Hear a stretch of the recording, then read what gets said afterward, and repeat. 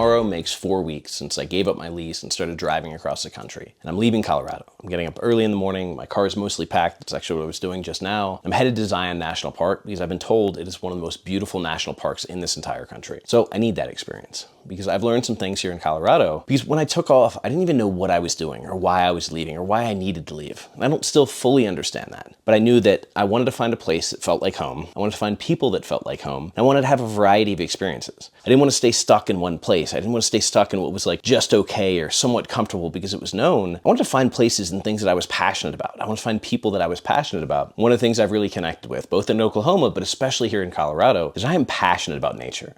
I am passionate about the feeling I have when I'm on a motorcycle and I'm coming over the hill and I see the valley in front of me and the leaves are changing and it's just sheer beauty and what that does to me. There've been a number of rides that I've been on where I've had to kind of fight back tears because I felt myself getting overwhelmed.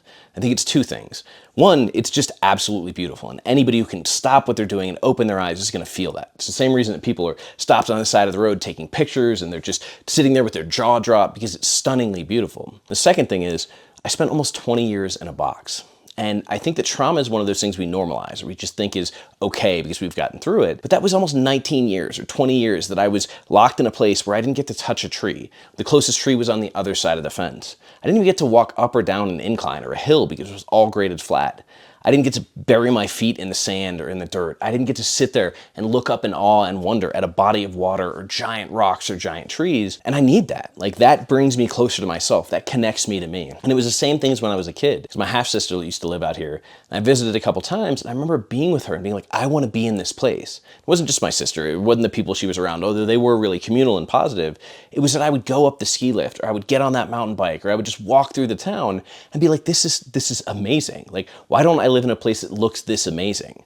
And I've gotten that a little bit other places, but Colorado is special, man. I don't know. And maybe Zion will be even more special, and maybe California and Nevada City and all the places I'm going will be even more special. But this is a place that is really connected to me. And I guess kind of started, or the primer was in that Red Rock Canyon in Oklahoma City, where I woke up and I hiked to the top of the canyon to watch the sunrise. And I was emotional. I was crying. And I kept telling myself, I can't believe that I actually made it. Like, I can't believe that I actually made it out. And part of that is actually making it out of prison, making it out alive, because again, I had a 32-year sentence as an 18-year-old kid. I didn't think I was getting out. And inside, I always thought something was going to go wrong, or something was going to be terrible, or I wouldn't be released, or there'd be a war, or who knows. That's also, I made it out of my hometown. Like, ever since I was a kid, I knew I needed to make it out of that town. It's not because people are bad. I had amazing people and amazing friends there, but I have a lot of history. I have a lot of emotion that I needed to get away from.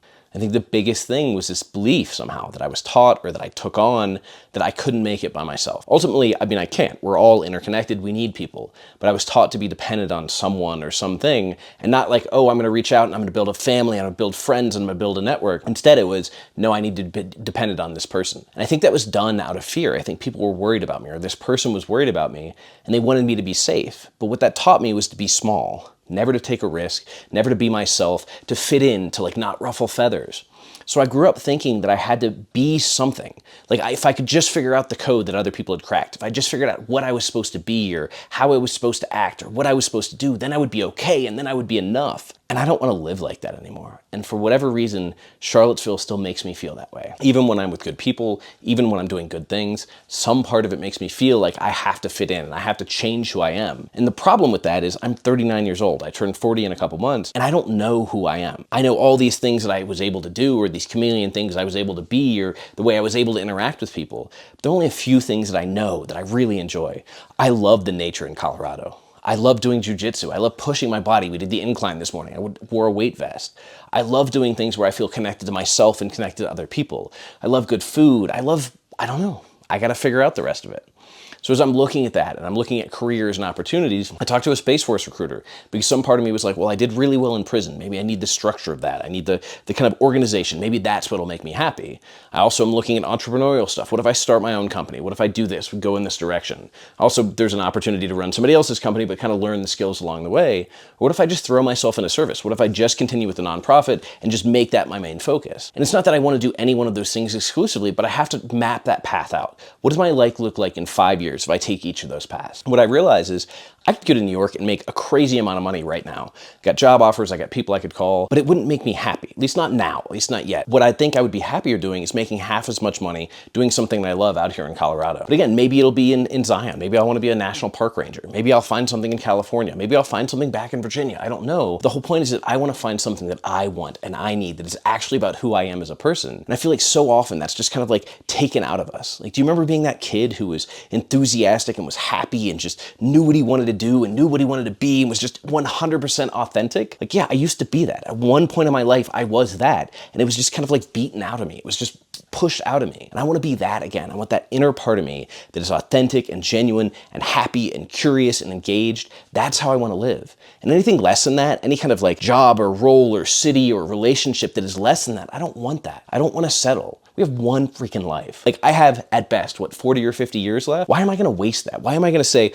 oh, well, I'll just accept this just to get by, I just want to make it do. Like, this is my chance. If I'm going to do this, I'm going to do what makes me happy. I'm going to do what allows me to connect with other people, to be of service, to be meaningful, to have relationships, to do things. Why would I do anything else? So coming to Colorado and realizing the power of nature, realizing the power of the people that I'm staying with, this amazing friendship with people who show up for me and allow me to show up for them, and we spend time and we do activities, that's what I want. Like, that's what I'm looking for. And that's what I'm discovering through this trip. And that's why it's so goddamn important. And I feel like we miss it so often. We just miss the point. We live in just kind of mediocrity. We live in just enough, or we play it safe.